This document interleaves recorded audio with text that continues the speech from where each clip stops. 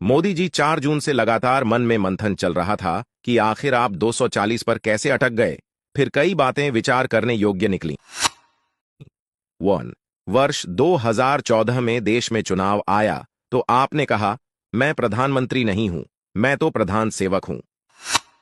देशवासियों ने जबरदस्त स्वागत किया। बदले में आपने देश हित में कई महत्वपूर्ण कार्य किए। मजा आ गया। मजा आ गया। 2 समय बदला और 2019 में आपने कहा कि मैं तो देश का चौकीदार हूं। आपने चौकीदार की अर्जी दी। देश की जनता ने पहले से भी ज्यादा भर भर के आशीर्वाद दिया। और इस दूसरे टर्म में आपने पहले की अपेक्षा देश हित में और कई अभूतपूर्व काम किए। साथ ही संसार में यश और नाम खूब बढ़ा। हमें बहुत खुशी हो रही थी। मजा आ रहा था। 3 फिर भी बहुत तकलीफ थी। जिस जिहादी कौम का भरोसा पृथ्वीराज चौहान भी नहीं जीत पाए, उनका भरोसा आप जीतने में लगे रहे। 10 सालों में आप मध्यम वर्ग को भूल गए।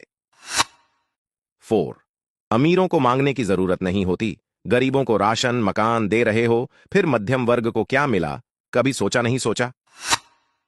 अल्पसंख्यकों को मिलाने के लिए आपके अनूठे प्रयोगों से कोर वोटर नाराज होते रहे। ये आपने ही कहा था ना कि मुसलमानों के एक हाथ में कुरान और दूसरे हाथ में कंप्यूटर होना चाहिए। ठीक, बिल्कुल ठीक। फिर हिंदुओं के हाथ में क्या होना चाहिए? कभी बताया नहीं आपने। खैर, बदले में मुसलमानों ने आपके हाथ में घंटा पकड़ा दिया। पूरे 60 सालों में जितना लाभ उनको कांग्रेस ने नहीं दिया, उससे कई गुना ज्यादा आपने इनको 10 सालों में मकान, शिक्षा, स्वास्थ्य, गैस, बिजली, पानी, सड़क, रेल सब कुछ दिया। 5 आपके फैसले से आपके लोग दुखी हुए, फिर भी आपके साथ दुखी भाव से खड़े रहे। लेकिन जब चुनाव का वक्त आया तो आपने सरकार बचाने या चुनाव जीतने का नारा ही नहीं दिया, जबकि साइकोलॉजिकल नैरेटिव अब की बार 400 पार का कर दिया। 6 आपके वोटर बाहर ही नहीं निकले, क्योंकि सब यही सोचते रहे, अरे 400 पार तो हो ही जाएगा, एक मेरे वोट से क्या होगा। 7 आपने कांग्रेस, राहुल गांधी और विरोधियों को सड़क पर उतार दिया।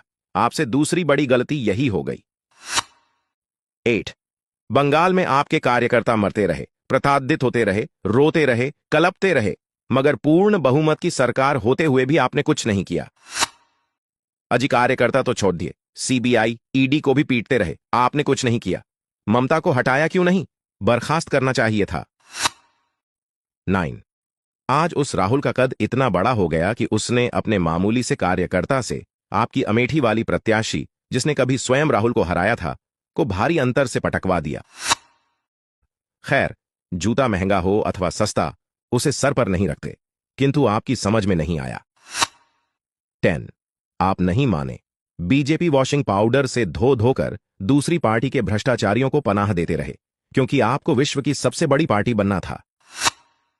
11 जो आपके पुराने कार्यकर्ता थे वो मुंह ताकते रहे, आप गैरों को टिकट देते रहे। ये आपके वही कार्यकर्ता थे जो 2014 और 2019 के चुनाव में जान और धन लुटाते रहे। अभी भी वक्त है, पैंतरे बदलिए और खुद को संभालिए।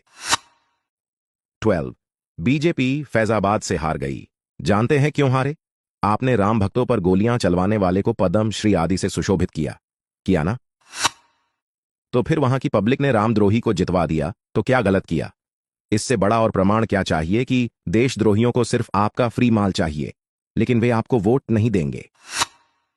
शुक्र मनाइए कि अच्छे काम की वजह से वह हम जैसे जागृत हिंदू के कारण आपकी सरकार अंतिम समय में बन गई। अपने इस टर्म में राजनीति से ऊपर उठकर विकास और हिंदुत्व का ऐसा मापदंड तय कीजिए कि विश्व के मानचित्र पर विकसित, समृद्ध और सशक्त भारत की मजबूत और सुदृढ़ स्थिति हो। आखिर में आपने पार्टी और देश को 2 मैन कंपनी के तरीके से 10 वर्ष चलाया है। इस रवैये को अब थोड़ा बदल दीजिए और थोड़ा अपने कार्यकर्ताओं की बात पर ध्यान देना शुरू करिए। थोड़ा हिंदू मध्यम वर्ग की भी चिंता कीजिए।